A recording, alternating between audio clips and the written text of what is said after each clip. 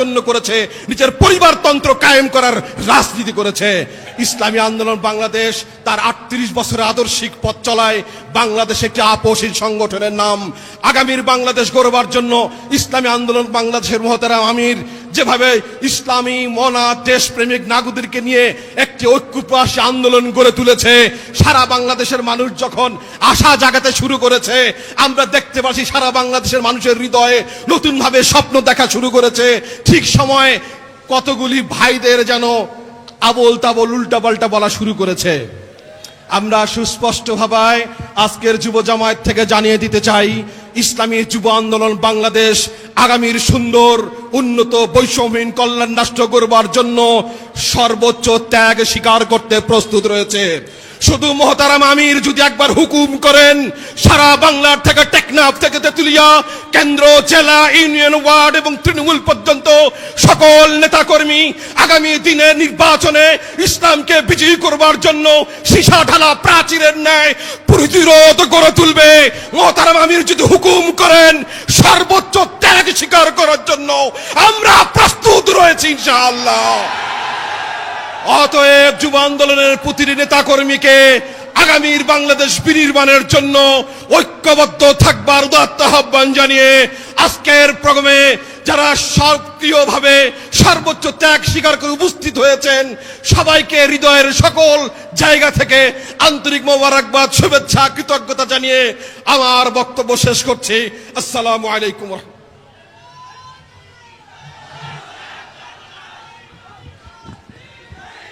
সংগ্রামী সহযোদ্ধা বন্ধুগণ, আজকের এই নবম প্রতিষ্ঠা বার্ষিকী যুব জামায়াতে এই পর্যায়ে প্রধান অতিথির বক্তব্য রাখবেন ইসলামী আন্দোলন বাংলাদেশের মহতারাম আমির, এদেশের লাখ কোটি মানুষের ধর্মীয় আধ্যাত্মিক রাহবার মুফতি সৈয়দ মোহাম্মদ রেজাউল করিম পীর সাহেব হুজুর চরমনাই।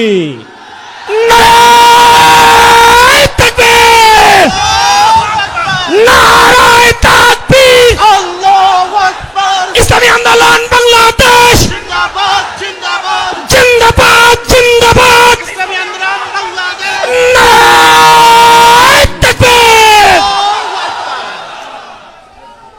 আসসালামু আলাইকুম ওয়া রাহমাতুল্লাহ। আলহামদুলিল্লাহি ওয়া কাফা ওয়া সালামুন আলা ইবাদিহিল্লাযিনা ইসতাফা।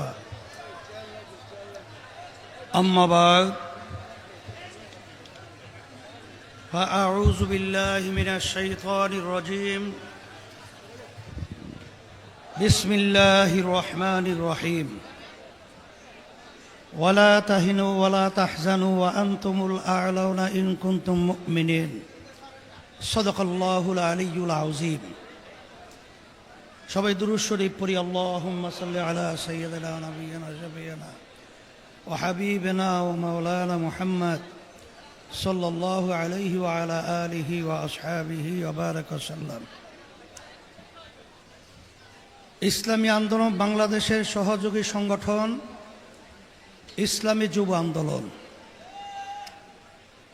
নবম প্রতিষ্ঠা বার্ষিকী সম্মেলনের সভাপতি, মঞ্চে কেন্দ্রীয় ইসলামী আন্দোলন সহ বিভিন্ন সহযোগী সংগঠনের নেতৃবৃন্দ, সামনে যারা উপস্থিত রয়েছে, ইসলাম, দেশ এবং মানবতার কল্যাণের জন্য যারা আমাদের আশা আকাঙ্ক্ষা, আমার প্রিয় যুবকরা, ইসলামী যুব আন্দোলন প্রতিষ্ঠিত হয়েছে 9 বছর চলছে। যখন ইসলামী যুব আন্দোলনের কথা আলোচনা হয়, তখন আমার ভিতর একটা ভয় কাজ করছিল যে যুবকদের রক্ত গরম, ওদেরকে সর্বক্ষেত্রে নিয়ন্ত্রণ রাখা যাবে কিনা। সবাই যেহেতু পরামর্শ ভিত্তিক, যখন সিদ্ধান্ত হলো, তখন যুব আন্দোলন আলহামদুলিল্লাহ আমরা কেন্দ্রীয়ভাবে ঘোষণা করেছি। আজকে আমরা গর্ব সহকারে বলতে পারি, ইসলামী যুব আন্দোলন আজকে 9 বছর তাদের প্রতিষ্ঠা থেকে শুরু করে তাদের কার্যক্রম চলছে। কিন্তু আল্লাহর রহমতে আপনাদের দোয়ায় ইসলামী যুব আন্দোলনের একটা ছেলে দায়িত্বশীল কর্মী সহ তাদের গায়ে কোনো কালির ছাপ আল্লাহর ফজলে লাগাতে পারে নাই। এই জন্য আমরা গর্বিত তোমাদেরকে নিয়ে। আল্লাহ রসুল সাল্লাল্লাহু আলাইহি ওয়াসাল্লাম তোমাদের ব্যাপারে দোয়া করেছেন। যুবকেরা তখন আল্লাহর হাবিবের সহযোগিতায় ছিল, ইসলামের সহযোগিতায় ছিল, দেশ মানবতা কল্যাণ বাস্তবায়নের তারা সহযোগিতায় কাজ করেছে। তার বাস্তব নমুনা হলো তোমরা। আর আমরা যখন পাশে দেখি অন্য অন্য রাজনৈতিক দলের যুব সংগঠন, তাদের কথাগুলো তামাম দুনিয়ার ইতিহাস বিরল হয়ে থাকবে। ইসলামী আন্দোলন বাংলাদেশের আমির পীর সাহেব চরমনাইকে যেখানে পাবে সেখানে তাকে সাইজ করবার, মেরে ফেলার হুমকি দেওয়া হয়। তাহলে তোমাদের মাধ্যমে জাতি ভালো কি আশা করতে পারে? এখনই যে তোমরা সন্ত্রাসী কায়দায় বক্তব্য রাখছ, টিকা চালাই, গিরা চালাই, নিবেদিত হোক এই সব যুব আন্দোলনের সংগঠনের ছাত্রদেরকে। আমরা বলতে চাই, তোমরা দেখেছ আজকে বাংলাদেশে রাজনীতি করা অত্যন্ত একটা কঠিন কেমন একটা অবস্থান তৈরি হয়ে গেছে। আগে আমরা শুনতাম যে যখন নাকি কেস হতো, বাদী এবং আসামি তারা একত্রে নৌকা যোগে আদালতে যেত। তাদের ভিতরে একটা সৌহার্দ্যতা ছিল, তাদের ভিতরে একটা ভ্রাতৃত্ব ছিল, তাদের ভিতরে একটা আন্তরিকতা ছিল। কিন্তু বর্তমানে বাংলাদেশে কি রাজনীতি চলছে? যেই রাজনীতির ইতিহাস আপনারা দেখেছেন, যে পীর সাহেব চরমনাইয়ের ব্যাপারে বলে, কি বলে? পীর সাহেব চরমনাই মিথ্যা বলে, নেশা খায়, তার নাম হলো পীর সাহেব চরমনাই। নাউজুবিল্লাহ, ধিক্কার জানাই। নেশা কাকে বলে এটা বুঝতে হবে। নেশা বলা হয় যেটা সেবনের মাধ্যমে তার স্বাভাবিক অবস্থান থাকে না, তার ব্রেন বিকৃত ঘটায়। নেশাখোর পীর সাহেব চরমনাই তোদের বক্তব্যই প্রমাণ করেছ নেশাখোর তোরা, পীর সাহেব চরমনাই নেশাখোর নয়।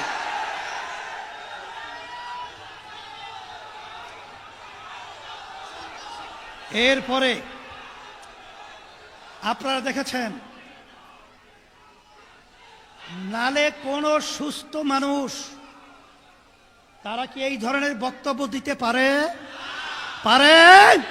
তাহলে বোঝা গেল ওদের মাথা বিকৃতি ঘটে গেছে। তাইলে প্রমাণিত হয়ে গেল যে তোরাই হলো প্রকৃত নেশাখোর। এরপরে বক্তব্য রাখা হয় আমরা নাকি খয়রাত চাই, খয়রাত খাই। আমরা ছোটবেলায় শুনছিলাম যাদের আর্থিক সচ্ছলতা নাই তারা মানুষের কাছে পয়সা চায়, টাকা চায়। কিন্তু আল্লাহর রহমতে আপনাদের দোয়ায় পীর সাহেব চরমনাই ইসলামী আন্দোলন বাংলাদেশের আমির বর্তমানে দায়িত্ব পালন করছি। শুধু আমি নয়, আমার বাবা, আমার দাদা, আমার দাদার দাদা, তারাও কিন্তু আলহামদুলিল্লাহ অর্থনৈতিকভাবে আল্লাহ অনেক সচ্ছল রেখেছেন। আমার আব্বাজান রহমাতুল্লাহি আলাইহি তিনি কিন্তু প্রথম জীবনে যখন হজ করেছিলেন তখন তিদের নিজের ব্যবসার টাকা দিয়া, দাদাজান থাকা অবস্থায় বাপের টাকা নেয় নাই, তার নিজের ব্যবসার টাকা দিয়া তার উপরে হজ ফরজ হয়েছে। সেই টাকা দিয়ে তিনি হজ করেছেন। আর তোরা বলছো আমরা ভিক্ষা করি, ভিক্ষা নেই। আসলে প্রকৃত ভিক্ষুক কারা আজকে বাংলাদেশে প্রমাণিত হয়ে গেছে। আজকে সর্বক্ষেত্রে তোরা চাঁদাবাজি করো, তোরা আজকে ভিক্ষুক হয়ে বাংলার জমিনে ইতিহাস প্রকাশ করেছো। সেই হিসাবে আমি বলবো যে আমাদেরকে বলা হয় বিভিন্ন সময় আমরা নাকি মূর্খ। মূর্খর ব্যাখ্যা কোনটা আমি তো জানি না, কারণ আমি তো দস্তখত করতে জানি। মূর্খরা দস্তখত করতে জানে না, আমি তো পড়তে পারি। তাহলে মূর্খ আবার পড়ে কিভাবে? আমি তো পড়তে পারি এবং আমি পড়াতেও পারি, তাহলে আমি মূর্খ হলাম কিভাবে? আসলে যারা এই বক্তব্য রেখেছে তারাই হলো জ্ঞান পাপী, তারাই হলো প্রকৃত মূর্খ। সেই হিসাবে আমি বলবো যে আজকে বাংলাদেশের মধ্যে সুষ্ঠু ধারার রাজনীতি করার মতো পরিবেশ কেমন জানি দিনের দিন নষ্ট হতে চলছে। কিন্তু আমাদের দুঃখ হয়, এই দেশটা আমার, এই দেশটা আমি জন্মগ্রহণ করেছি, এই দেশের মোহাব্বত এটা ইমানের একটা অংশ। সে লক্ষ্যে আপনারা দেখেছেন জুলাই 5ই আগস্ট ইসলামী আন্দোলন বাংলাদেশ, আমরা কিন্তু একমাত্র ইসলামের এই ব্যানার নিয়ে সর্বপ্রথম ন্যায়ের পক্ষে অন্যায় প্রতিবাদে আমরা এই বাইতুল মোকাররমের উত্তর গেটে প্রথম সমাবেশ মিটিং মিছিল করেছিলাম। আপনারা দেখেছেন 1987 সাল ইসলামী আন্দোলন বাংলাদেশ প্রতিষ্ঠিত হয়েছে। অদ্যাবধি পর্যন্ত আমাদের একটা এমপিও কিন্তু আমাদের দলীয় ব্যানারে সংসদে যায় নাই। এর অর্থ কি? আমরা অত দুর্বল না, কিন্তু আমরা চাঁদাবাজদের সহযোগী হই নাই, খুনিদের সহযোগিতা হই নাই, দেশের টাকা বিদেশে পাচারকারীদের সহযোগী ক্ষমতায় যাওয়ার সেরি আমরা হই নাই। সেই হিসাবে এখন 5ই আগস্টের পরে সুন্দর একটা দেশ গড়ার মতো পরিবেশ তৈরি হয়েছে।